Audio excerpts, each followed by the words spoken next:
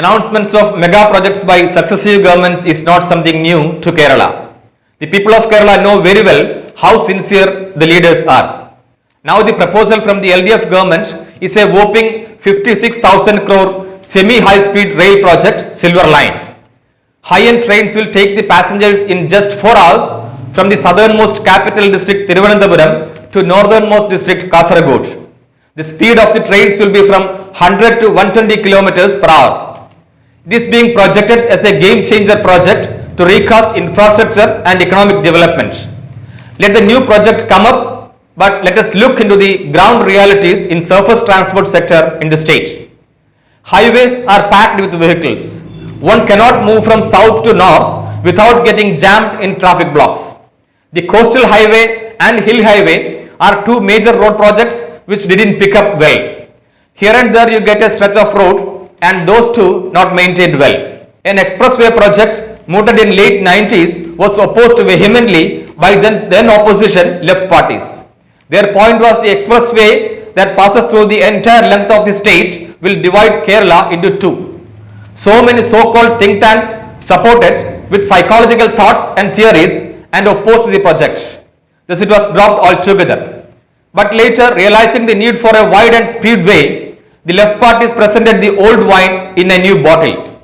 Those who opposed the project for their own reasons put forth a south-north highway. But as practice, that also remains as a paper project.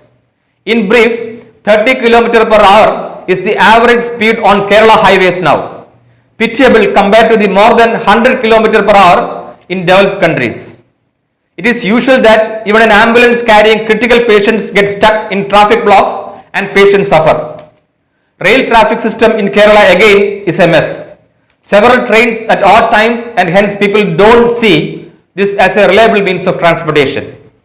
Kochi Metro, the only metro train service in the state, is facing a severe shortage of passengers. Here also the villain is the poor road system.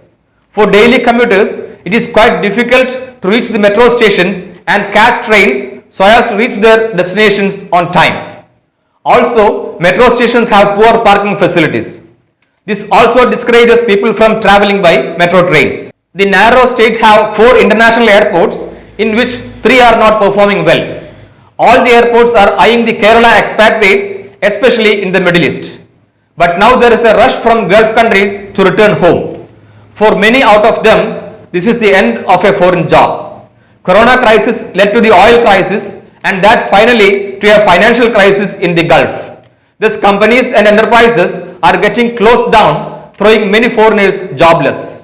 It may not be possible for airlines to get enough passengers in the Gulf sector. Kannur, the 4th airport, was launched recently. The plan is to tap the air travelers of Kannur district and those from the parts of Kasaragod, Wayanad and Kozhikode districts. The question regarding Kannur airport is whether it is going to be viable. But the seasonal signs show that the days ahead are not going to be so bright. As of today, the time required to reach from Kannur to Kozhikode airport by road is 3 hours or more. But it can be brought down just to 1 hour. A set of experts, including engineer students, had said in open before the opening of Kannur airport. But such thoughts were not being taken seriously. Today, a person in Kannur may take more than 1 hour to reach Kannur airport. The governments, irrespective of the color of the flags they hold, conveniently forget the fact that a strong road network is the main nerve of all the transport systems. Without this, Kerala can't be called God's own country further. When will the day come for the Keralites to travel by road without fearing head-on collisions and tiring road jams? It is the will and wish of the politicians to reply. It is not a high-speed bullet train with a high fare and with a carrying capacity of 1,000 or more, but a good and wide road that would cater to almost the entire travelling population.